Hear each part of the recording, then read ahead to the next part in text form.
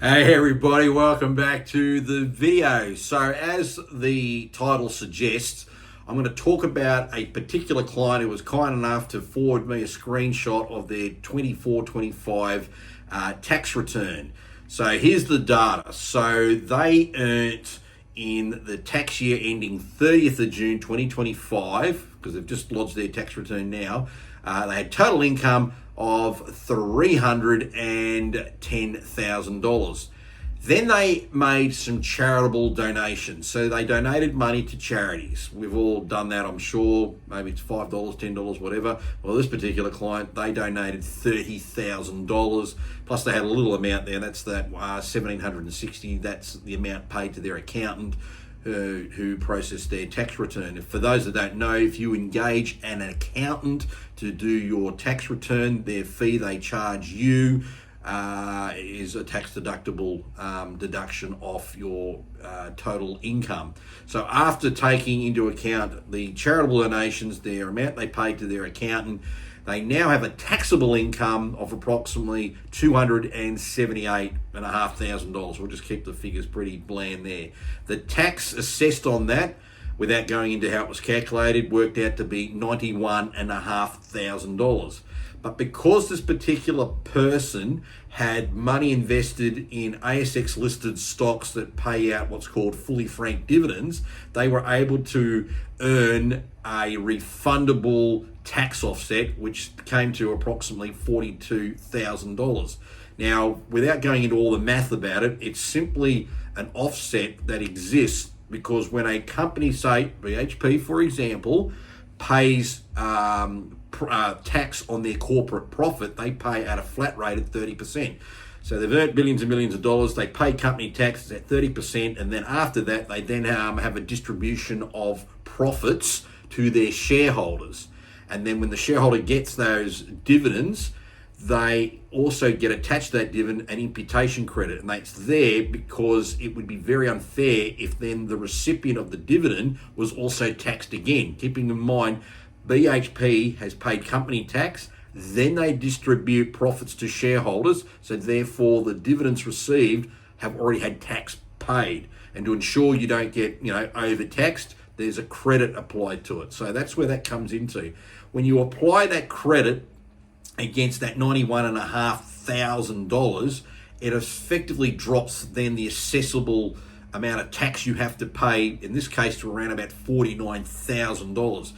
On top of that, however, remember, we here also have what's called the 2% Medicare levy. It's a flat tax of 2% that's applied against your taxable income. We all have to pay it. So using my client's data, that incurred an extra $5,500. We add the $5,500 basically onto the assessed tax payable, and we're just shy of $55,000 odd in terms of the actual tax. So what we've been able to achieve in this scenario right here is essentially this. Total income $310,000, had some charitable deductions, got that down to a taxable income of $278,000. The tax on that originally would have been $91,500, but because we had these imputation credits, we effectively got that tax down to, in this case, around $54,250. That's how we were able to do that. That's the magic. It's nothing more than that. There's no super formula. It's just utilizing two very interesting things. First and foremost, you made a voluntary charitable donation. So that means you've obviously got the money to make that donation. Because of that, that is a direct deduction off your total income. Then when you get to your taxable income, they work out the tax payable, and if you've got these credits, these imputation franking credits, then they get applied against that, then to reduce your said income. Now, let's just compare the math to another person who earned the same 310 grand, let's say it was in their salary, and the only deduction they had was paying their accountant to do the books. Because they don't do any charitable donations, and because they haven't got any franking credits, because remember this would be income money, and income money can also be deemed like bank interest that you might earn. All that doesn't have any tax already pre-applied. There's no credits associated with that. You pay tax on that income as you get it. On that basis, the tax there is like is about $113,000 on 310,000. That's what it is, and as a percentage, that works out to be around about 36.7% tax, which we sound about right. 310 grand, you're going to pay 113.5 in tax. That's like 1/3 of it is in tax. Using the example I gave you of my client, they've effectively paid 19.5% tax, which is a lot better, obviously. Now, remember, this is a legal way of doing it. There's nothing dodgy about this. This is very much a legal way of you being able to reduce your amount of tax. But again, talk to your accountant or your tax agent to make sure they can work it out for your unique circumstances. And just out of interest, what income did you need to earn to actually just pay 54,250 tax?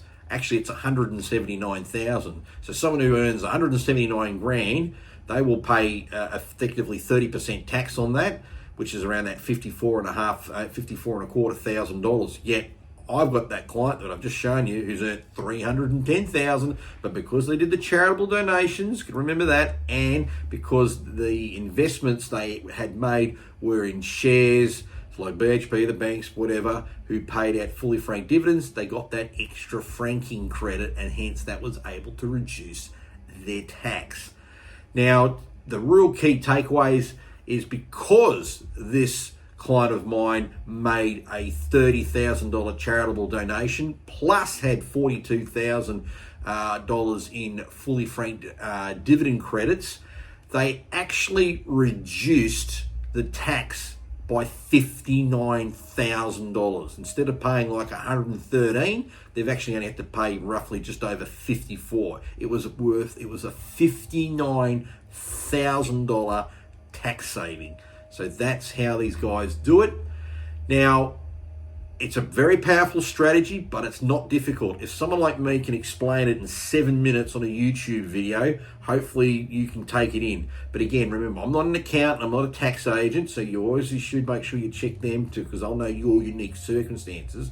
But I just wanted to follow through what an actual client really did, put in their actual tax return, and that's what came out at the end of it. Because again, very simple, they did just two unique things. One, they made charitable donations, which is great, and because they invested their said money into things like ASX listed shares that were paying out dividends, and the companies that were paying out these dividends were paying the top 30% corporate tax rate, they got the imputation credit, which therefore lowered any more taxation. So that's a way of making sure you can work smarter. And that's all I'm really trying to get across here. So hopefully it's made sense. You've had a good look at that table throughout the video. And of course, if you've got any comments, pop them down below. Make sure you like the video. And until next time, take it easy.